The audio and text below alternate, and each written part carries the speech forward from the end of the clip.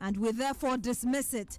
Supreme Court gives its verdict on the 2020 election petition brought before it by former President John Mahama, who wanted a rerun of the presidential polls, but the court would not because the petition did not meet the threshold. Not produce any evidence to rebut the presumption created by the publication of CI 135, for which his action must fail.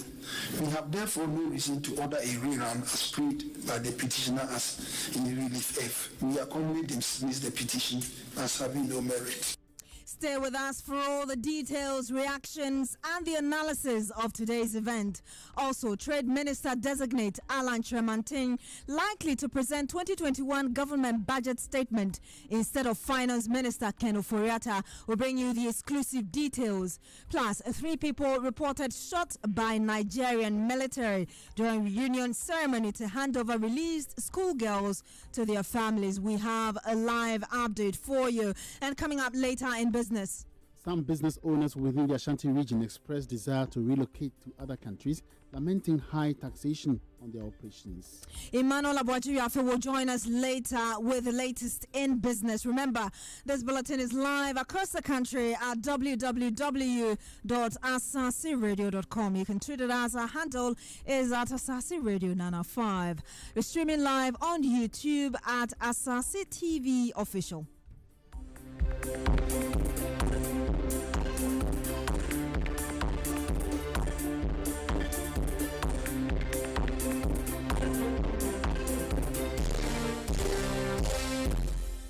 Once again, thank you very much for joining us. We have no reason to order a rerun of the elections because your petition has no merit, and we accordingly dismiss it. The final words of the justices of the country's apex court as it delivered its verdict on the 2020 election petition filed by former President John Mahama against President Akufo-Addo and the Electoral Commission.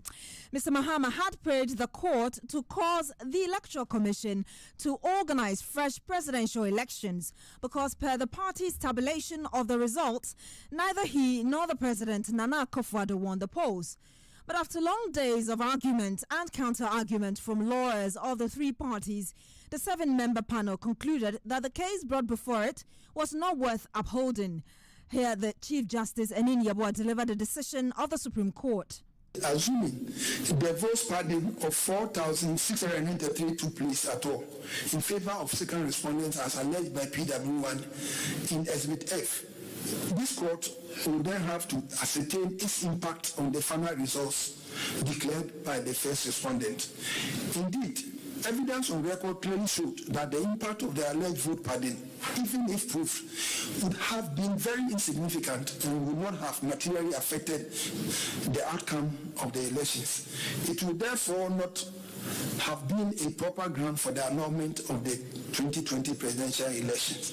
This is so because if one deducts the alleged votes padded from the total valid votes obtained by the second respondent, he would still have crossed the more than 50% threshold required under Article 63(3) of the 1992 Constitution. This fact was established through the co-examination of PW1, Mr. Esedun Ketia, on 1st February 2021 by counsel for the second respondent as follows. Question. The original figure is 6,730,143. Subtract from the 4,693. What do you get? Answer. You get 6,725,720. Question. What is that figure as a percentage of 13,121,111? Answer. 51.295%. So you see that even if you were to deduct your alleged padded votes from the votes of the second respondent, he still crosses the 50% plus threshold. Answer. I disagree because samples cannot be subtracted from another population figure. We observed that PW1 from the above extract was merely being evasive, since it is obvious that if you take away the alleged padded votes of 4,693 from the total valid votes of the second respondent as at 9 December 2020, as shown above, the second respondent will still have obtained more than 50% of the total valid votes cast, satisfying the threshold of Article 63, Clause 3 of the 1992 Constitution. On this issue, we are settled in our minds that the allegation of vote pardon, though serious in an election such as the presidential election, was not proved by credible evidence. Furthermore, even if the vote pardon took place, same was not material or substantial to change the final results, so declared by the chairperson of the first respondent. In holding that the impact of the vote pardon, if even proved, could not have affected the declaration, we are emboldened by the decision of Lord Denny in the case of Morgan versus Simpson, 1975, 1 Queen's Bench 151, which was cited by counsel for the petitioner in his closing address. We observe, however, that counsel for petitioner only referred us to only one of the 3 propositions articulated by Lord Denny. In that case, Lord Denny summarized the duty of courts in making declarations upon hearing election petitions. He stated 3 propositions as follows. 1. If the election was conducted so badly that it was not substantially in accordance with the law as to elections, the election is vitiated, irrespective of whether the result was affected or not. 2. If the election was so conducted that it was substantially in accordance with the law as to elections, it is not vitiated by a breach of the rules or a mistake at the polls, provided that it did not affect the result of the election. 3. But even though the election was conducted substantially in accordance with the law as to elections, nevertheless, if there was a breach of the rules or a mistake at the polls, and it did affect the results, then the election is vitiated. When Lord Denny's propositions are read as a whole, the combined effect of the propositions is that an election will be voided upon the occurrence of infractions that actually affect the votes of the citizens cast at the polling stations, and not the incidence of administrative errors and or mistakes committed by officers charged with the conduct of such elections. We find this same sentiment expressed by our own eminent jurist, Adinya JSC, in the first presidential election petition case, Akufo-Addo and others versus Mahama and others. Number 4, 2013 Supreme Court of Ghana Law Report, Special Edition, page 733 at page 237 to 238 per her ladyship had this to say, quote, courts usually apply the election code to protect, not to defeat the right to vote. Public policy favors salvaging the election and giving effect to the voters' intent, if possible. The right to vote is at the core of our democratic dispensation, a principle I've affirmed in this opinion with reference to the Tenadi and Anglo Council line of this. End of quote. Conclusion.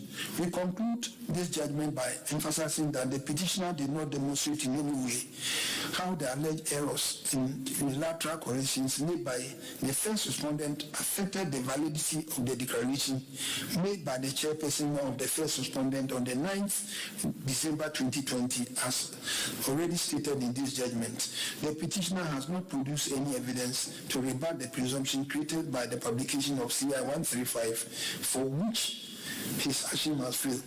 We have therefore no reason to order a rerun as prayed by the petitioner as in relief F. We accordingly dismiss the petition as having no merit. As the court pleases. But it was not just the delivery of the judgment that drew the attention of viewers to the final case.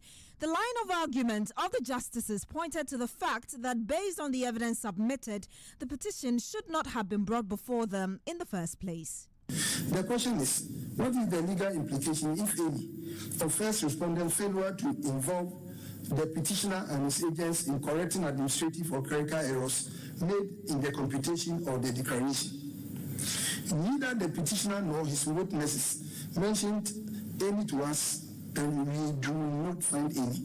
The court has held in several cases, including the recent ones of Gregory Afoko versus Attorney General, writ number J1/8/2019, dated 19 June 2019, unreported, and Mayor Asaase, and 2 others by Attorney General, suit number J1/20/2018, dated 28 November 2018, unreported, that breaches or violations of Article 23 on administrative justice and the exercise discretion under Article 26, the exercise of discretion under Article 296 of the 1992 Constitution by administrative bodies, which includes the first respondent, are not matters for the Supreme Court. These are infractions that the petitioner could have sought redress in the High Court. To quote Mafusan JSC in the Foko case, Supra, Article 23 of the Constitution deals with administrative actions, and even where a breach of that provision is alleged, the remedy lies in the High Court and not this court. Article 23 is part of Chapter 5 of the 1992 Constitution on Fundamental Human Rights and Freedoms, which by Article 33, 1 and 2 of the Constitution ought to be enforced in the High Court. End of quote. See also Asaase versus Attorney General, 1996-97, Supreme Court of Ghana Law Report, page 1. And Asaase versus Attorney General number 2, 1997-98, Supreme Court of Ghana Law Report 753.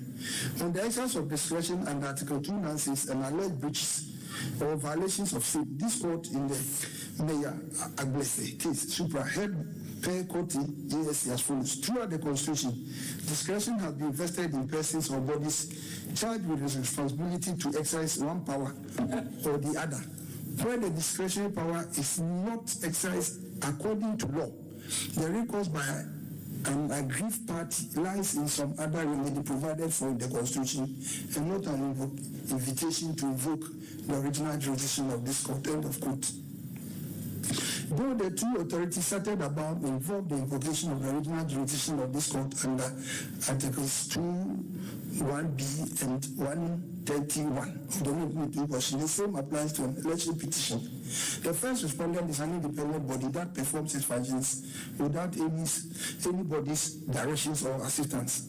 Article 46 is specific about this. It reads, except as provided in this Constitution or any other law not inconsistent with this Constitution, in the performance of its functions, the Electoral Commission shall not be subject to the direction or control of any person or authority.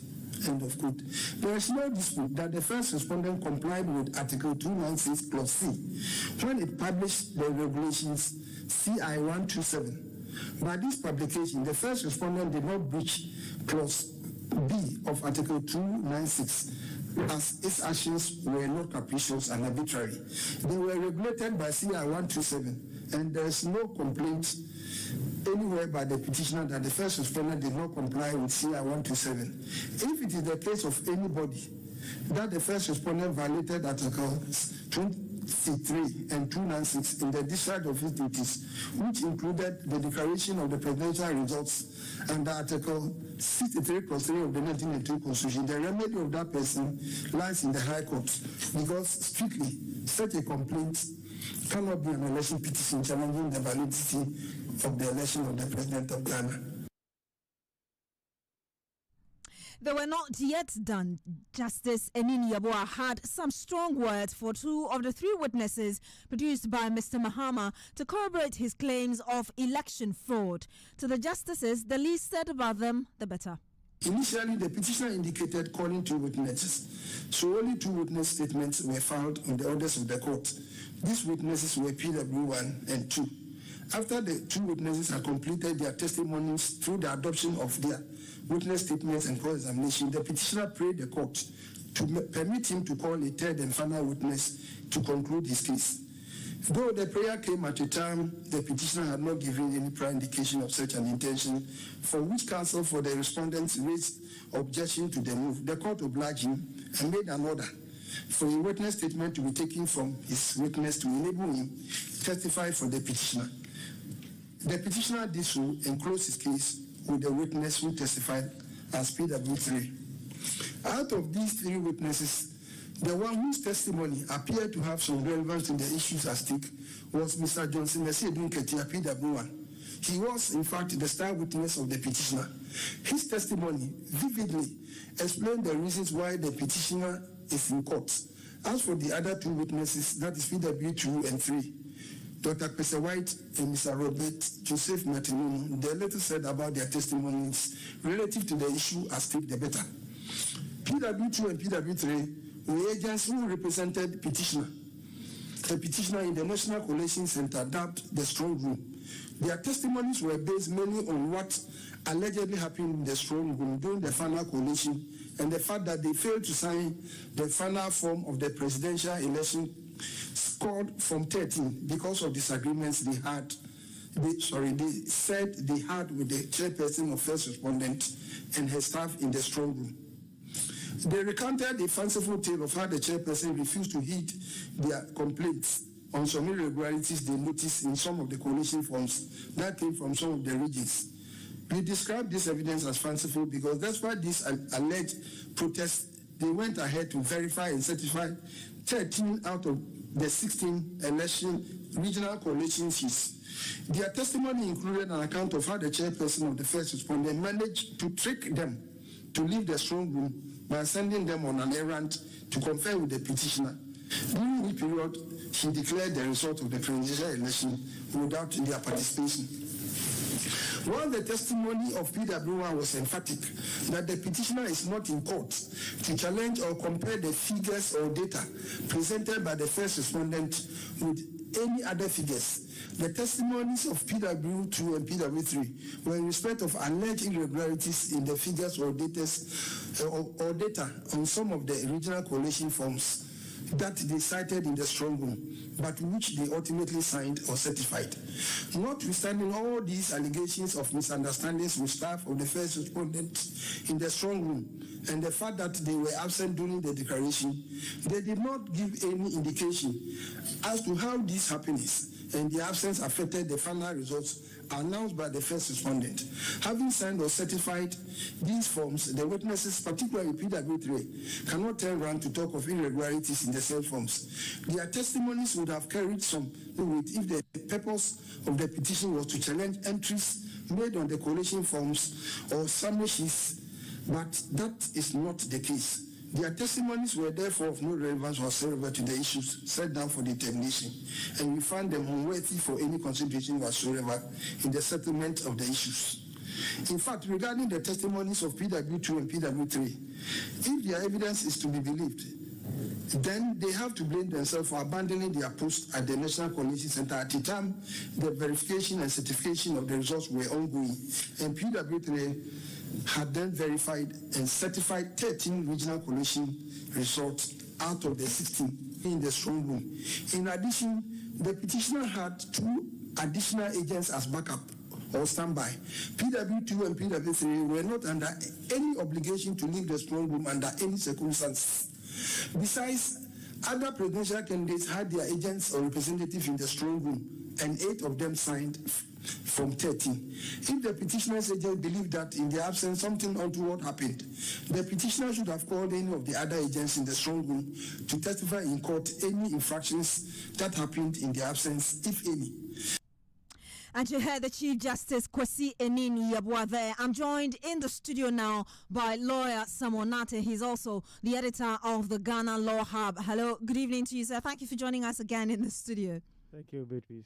I'm also joined by Dr. Budu Ajiman. Dr. Budu is the head of law centers at Gimpa Faculty of Law School. He joins us via the telephone. Good evening to you, sir. Thank you for joining us. Good evening. My name is Ajiman Budu, not Budu Ajiman. All right. Thank you very much once again. Now, let me start with you, Dr. Ajiman Budu. Did you see this coming? So, the first thing that we need to note, or I need to note, is that we need to put a caveat that basically to the effect that until we get the judgment, or me, until I get the judgment and read it in full, it will be difficult to do a thorough analysis of the judgment itself. So that's the first thing that I want to get across. Then to your question, I mean, on the base, I think that the Supreme Court decided this petition on the basis of the evidence that they had before. That much is pretty clear for everyone to see, because the court itself in its judgment says this, and it traces the trajectory of the case right from the beginning beginning up until when the parties close their case and file their written addresses and all that. So I think that on the basis of what the evidence that the court had, they went ahead to decide this particular petition. And if you listen closely to what the court said in its judgment, once again, noting that we will need to get the full judgment to make a detailed analysis of this. But if you listen closely to what the court said, you can deduce that it seems as though the petitioner, or in the opinion of the court, the thrust or crux of the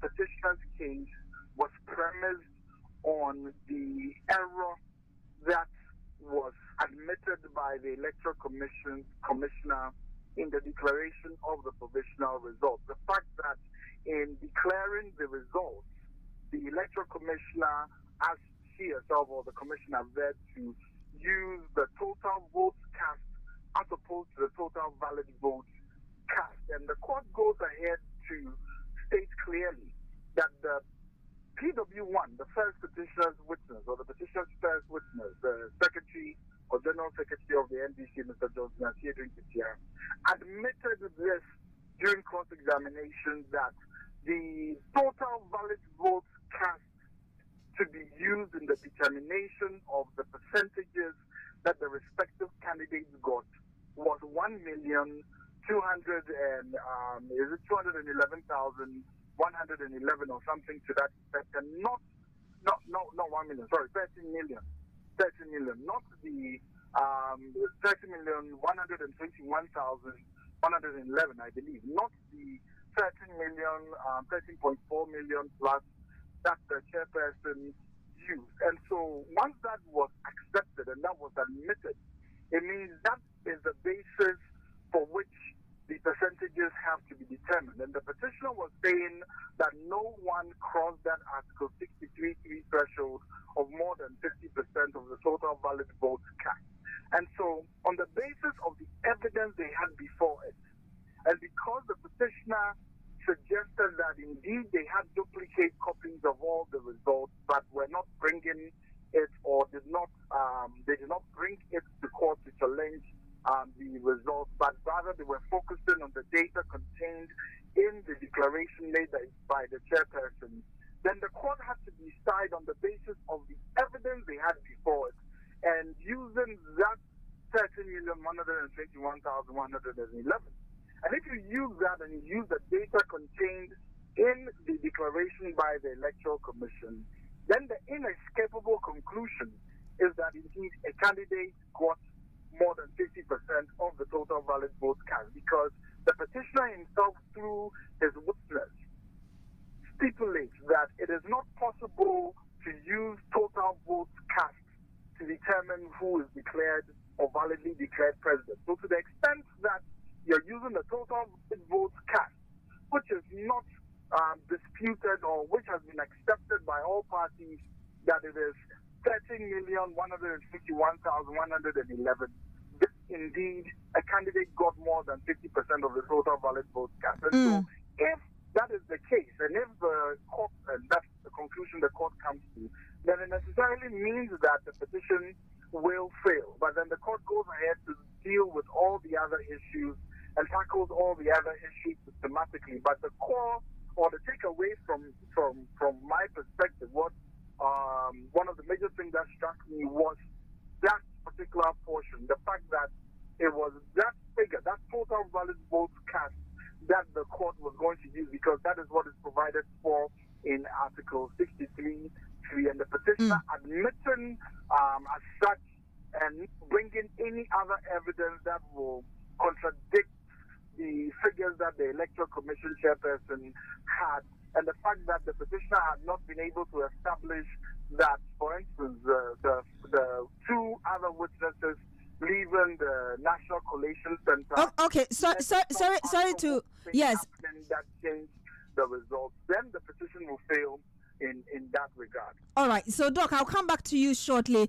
Like I said, Simon Nate, who is the editor of the Ghana Law Hub, is also in the studio with us. Mr. Nate, the Chief Justice painstakingly read through almost a summary of what transpired over the last 50-plus days at the Supreme Court in about 120 minutes. Is this the normal format for cases like this? Yes. I think what usually happens is that because for this petition, we all have the benefit of watching it on television. You get to know what the background case is and the proceedings in court. But usually, for every case, for every judgment, the court or the judge would set down the facts of the case, and then the procedure that it was adopted by the parties, as well as the issues before the court. So that if you were not in court during the entire proceedings, when you pick the judgment, you would understand what the case is about. You understand every little detail. So in this judgment, you realize that the court sets out the facts of the case, the arguments made by counsel for the petitioner, arguments made by counsel for the first respondents, and then arguments made by counsel for second responders. So it's a standard. The reason why you find it a bit weird is because you watch it on television or on the radio, and so it's the same. Let me get back to Dr. Jimambudu. Doc, the justices also compared the 2012-2013 election petition to that of the 2020. How do you think precedents in terms of the previous case informed the judgment they gave? So if you look at the strength petition, it was a petition that was brought, basically the relief that the petitioner then was seeking was that indeed he had rather been validly elected as president of Ghana, and so the court should declare that he had been validly elected. And the basis for this, 6 grounds that the petition was based on, at the end of the day, 3 were dismissed and 3 were what the petitioner actually relied on over voting without biometric verification, and absence of the signature of presiding officer on the pink sheet, or popularly referred to as the pink sheet. So that was the basis on that case. And if you remember that particular case, after all the auditing of the pink sheets that had been submitted as exhibits by the petitioner was done by KPMG, and when the control test was also done using the president of the panel's set of pink sheets that they had, the pink sheets in question that the petitioner finally relied on was a little over 10,000 pink sheets dealing with over 10,000 polling stations. And so on the whole, the petitioner, on the basis of the malpractices or irregularities that they had identified, they wanted the votes in those places to be annulled. And if those votes were annulled, then the petitioner would have crossed that more than 50% threshold as opposed to the respondents then. That was the 2012 petition. If you look at the 2020 petition, the petitioner was not saying that he should rather be validly declared president. The petitioner was saying that no candidate met that Article 63(3) threshold to be validly declared as president of Ghana. And so there are similarities, obviously, because the court, for instance, references the 2012 petition and the fact that the court in that case held that the burden of proof, the burden of persuasion, burden to produce evidence was on the petitioner at that particular point in time. The one who is making allegations, who is alleging that someone has not been validly elected. And that principle was also applicable in this particular case. But to the extent that the 2 petitions were grounded on different or had different bases as its grounds, and there wasn't, even though, yes, they are both election petitions, one was seeking to challenge the validity of the election itself, in the sense that one was suggesting that the other person should be the one validly elected. As this kind one was saying, no one got that threshold, so let's organize the second election between the 2 candidates who had the most votes, total valid votes cast in the election. So yes, there are some similarities between the two cases, but fundamentally the two cases differ in the sense that in 2012-2013, the petitioner was challenging specific polling stations and he brought things to that effect. What in 2020, as the court itself said, PW1, the petitioner's first witness, essentially said that they were not in court to challenge the validity of the results, and when asked whether they had the duplicate copies of the things sheet, they indeed had the duplicate copies, but chose not to bring it to challenge anything. So those are some of the similarities or the differences between that petition and this petition.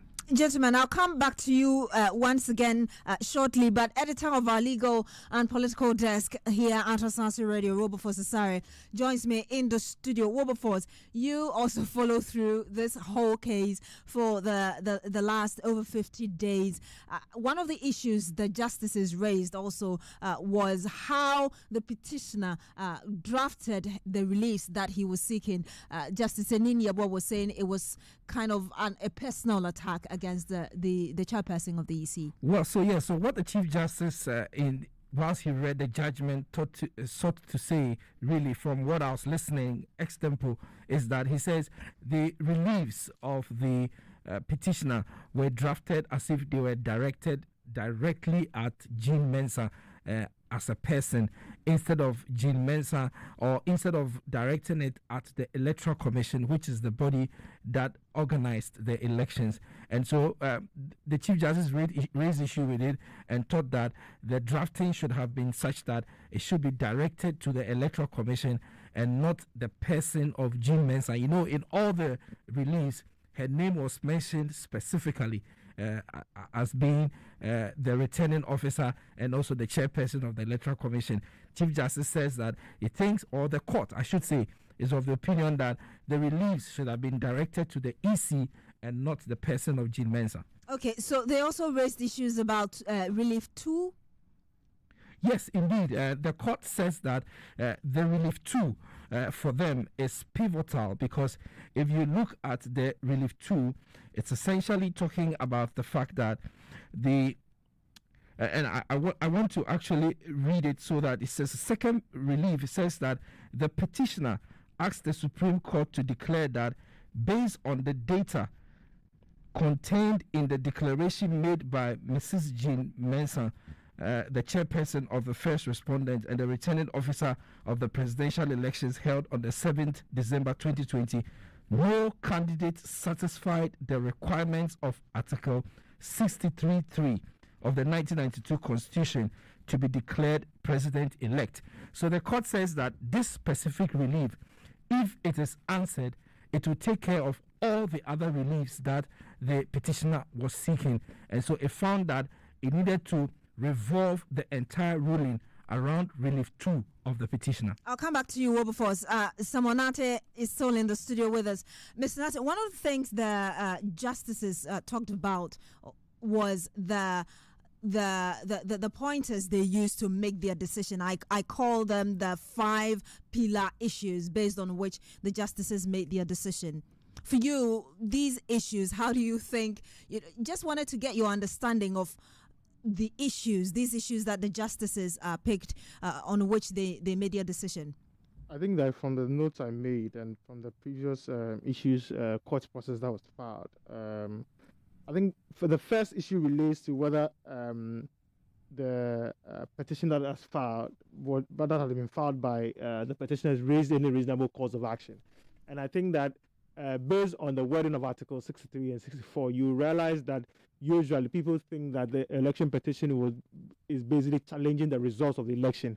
The petitioners have come to court not challenging the results of the election, but rather the declaration.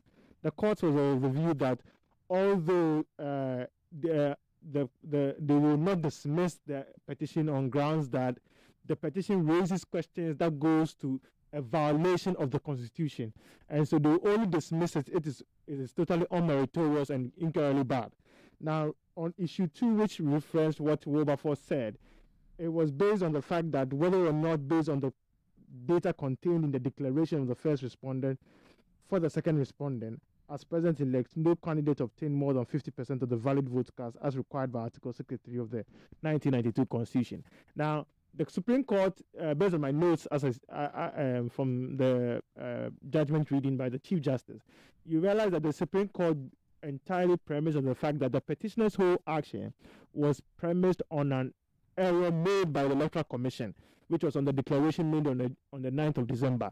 And so if the error was in respect of the total votes cast instead of total valid vote cast, if you look at the total valid votes given to the president still obtained more than the 50% votes of the total valid votes cast as required by the Constitution. And particularly, the Supreme Court premised their decision on section 22 of the Interpretation Act.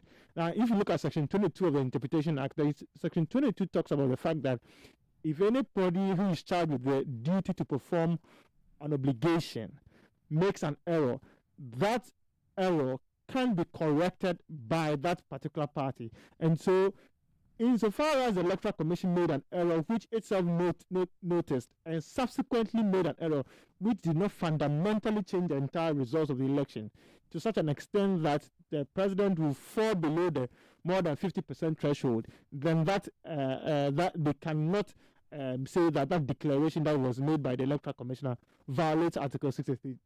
And then you look at the third issue, which relates to whether or not the exclusion of the results, particularly Techiman South constituency. Because if you look at the result that was declared, at the time the results was declared, Techiman South had not yet been announced. The petitioner's contention was that if you add, at the time that the results were declared, if you don't add Techiman South, the president will not cross the threshold. Now, the Supreme Court said that, look, if you still exclude Techiman South, the president gets more than 50% of the vote, and then if you add the Techiman South, the president still gets the more than 50% of the total valid vote. And then I think the fourth one relates to whether or not the declaration by the first respondent dated the 9th of December 2020 of the results of the presidential election conducted on the 7th December 2020 was in violation of Article 63 of the 1992 Constitution. Now, the petitioners were challenging the declaration of the results, and after every election, the Electoral Commission sets out the results declared in a constitutional instrument. In that particular instance, you're talking about CI 135. Now, that particular instrument sets out that the president got more than 50% of the votes cast. Now, the Supreme Court's decision is that, look, if you look, once that CI has been published, there is a presumption that election was regularly performed. And this finds backing in Section 37 of the Evidence Act 1975.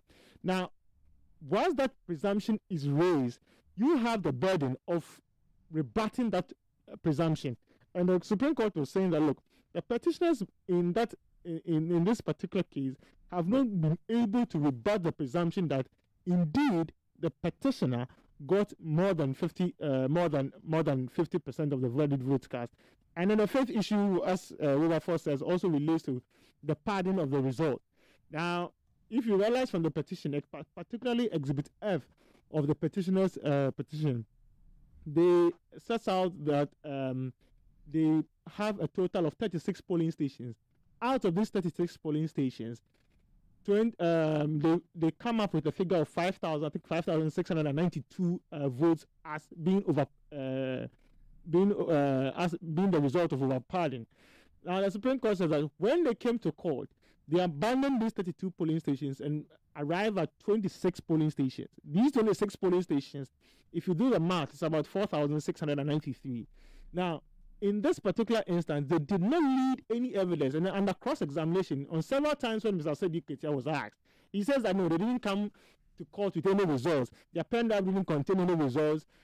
Indeed, one of the funny statements that he said was that they came with samples of the results. Now, this election such as ours is based on the primary document, which is the pink sheet. And so, once there is the absence of the pink sheet, you cannot prove whether indeed there was there was padding of votes at a particular polling station.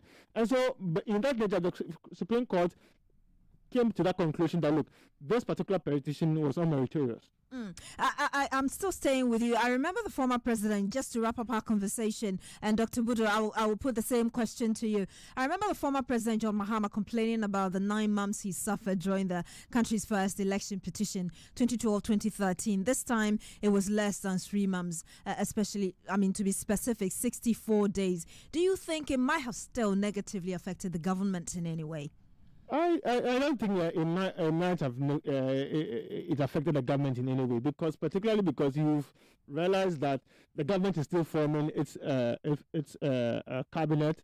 Ministers are yet to be sworn in. Ministers are yet to be vetted. Some are yet to be vetted, and so I don't think that the government has been affected in any way, particularly because under the Constitution, I think Article 64, it tells us that the president, nothing that the president has done is affected by the election petition. So the president, until the Supreme Court declares that that particular president is no longer president, I don't think that the president is affected. I admit that 9 months of litigation will have an effect on investor confidence in the country, will have an effect on key government decisions. But once this particular CI 99 had set a 42-day timeline, I think that it will not affect government in any way.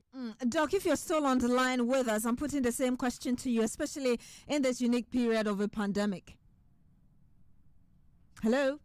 Okay, so we don't have Dr. Agyemang-Budu on the line, but let me get your final thoughts on this Wilberforce, your takeaways, because you had been in court throughout the season. Well, yeah, so it's interesting that the case has finally ended. We don't know whether the petitioner is going to go for a review. But what we do know that as at now, the case has ended. And so we leave it at that. Ms. Senate, what do you think has been learned from this case? I think what has been learned is, first of all, that, as always, evidence is the name of the game. If you do not have sufficient evidence before the court, then whatever you say outside the court, you cannot prove it. And this case has shown us that you win and lose on the strength of your case, because there was nothing that the Electoral Commission would have said on the stand or would have any cross-examination in this world of the Electoral Commissioner would have been able to prove over padding or padding of the vote, because she is not the person who passed the vote. You claim that there's padding of the vote. Bring your result, your pink sheets, and so once you do not bring evidence or you do not lead evidence to prove a particular claim, then your case, you entirely lose your case. So it should dispel people's ideas that the cross-examination would have would have shown something that the Electoral Commission had done or had not done. Thank you very much, Samuel Nate, and he's a lawyer and editor of the Ghana Law Hub. Thank you for joining us in the studio. Earlier, we also spoke to Dr. Agyemang-Budu. He is the head of law centers at Gimpa Faculty of Law School, and you heard also political and legal correspondent Wilberforce Asare, editor actually of our legal and political desk here at Asaase Radio. Well, shortly after the declaration of the results, a cross-section of the public gave us their reaction to the verdict. For me, this is what I expected. I didn't expect anything else. Right from the beginning, I knew that the NDC did not have any case. So I'm not surprised at the final ruling. So let's just move on. The president will continue to do his good works. So grateful to the judges for the decision taken.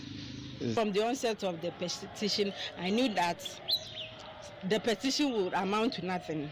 And for me personally, I think that ex-President John Mahama should have considered defeat right from day one and stop inciting his followers to go about gallivanting around and doing all those things, so that the next 4 years would have been that honorable person that we all know him to do. So that I think I would rather commend Ghanaians for comporting ourselves right from the day that the petition was ongoing, and we've done the honorable thing.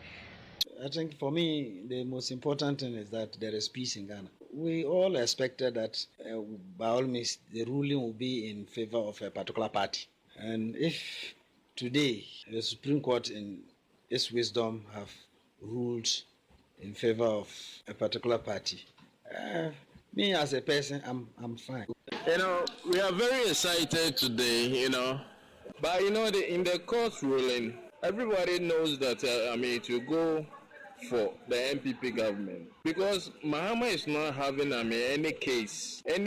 You should bring evidence for everybody to see. And then ask Sirin Katia, how many percentage did you have before getting, you said you wanted to, rule again. He was not able to provide anything in court.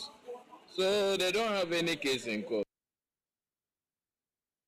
And you heard some reactions on the declaration of the judgment on the 2020 election petition. Already, the New Patriotic Party is describing the petition as a complete waste of time. At a press conference this afternoon, the NPP General Secretary John Boadu expressed gratitude to the NDC for choosing to seek redress in court, which has brought relative peace to the country.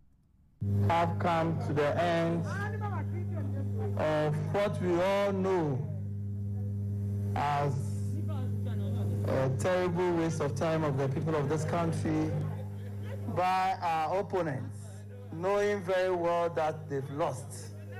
But we are happy that they chose the option of seeking redress in court. But that clearly brought out the misinformation and the mischief that they want to sow amongst their supporters. Initially, they said they won the elections, John Mahama won the elections, and that the election has been stolen for Nana Addo Dankwa Akufo-Addo.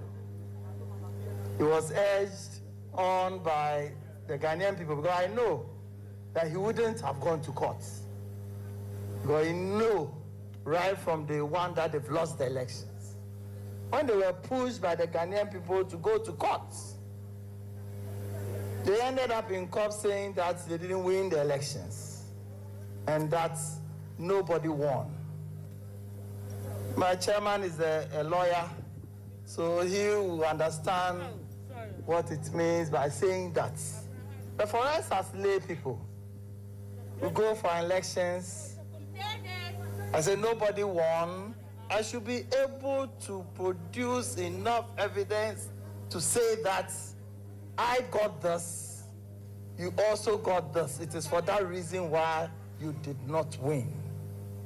Clearly, the witnesses that they brought, the court was very charitable to two of the witnesses, that their witnesses and the things they said there was fanciful. And you heard the General Secretary of the NPP, John Boadu, there. Jema Pia was at that press conference and joins me in the studio. Jema, what other issues came up?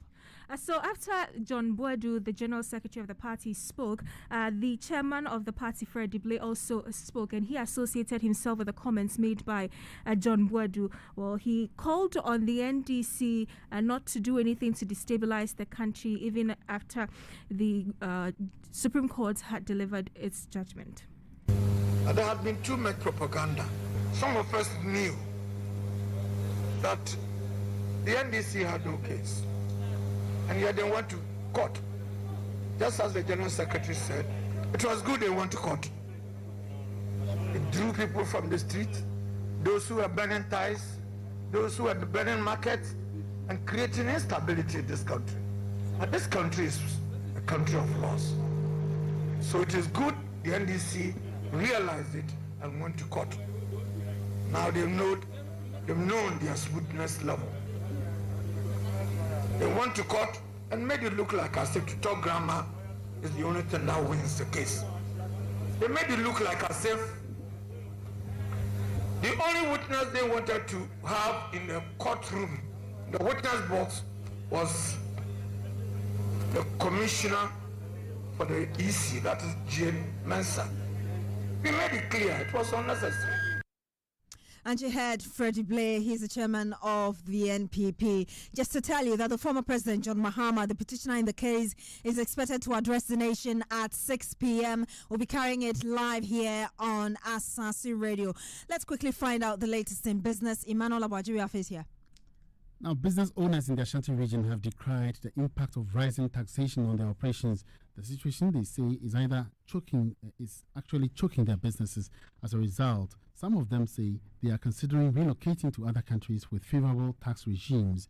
Executive Secretary of the Ashanti Business Owners Association, Charles Appiah, warns government to take a second look at the existing policies and rates to encourage local businesses to grow. He was speaking on the sidelines of a meeting with the Asaase. We have concerns about taxes and the approaches that GRE also sometimes adopts in collecting taxes. One of the key issues about the taxes is the 3% flat rate, which the administration and the structure of it doesn't support the kind of business that we do because of the value chain in our business. So we'll be making a lot of engagement with government to see how best they probably will understand the kind of business we do and describe a tax that sits well with the kind of business that we do.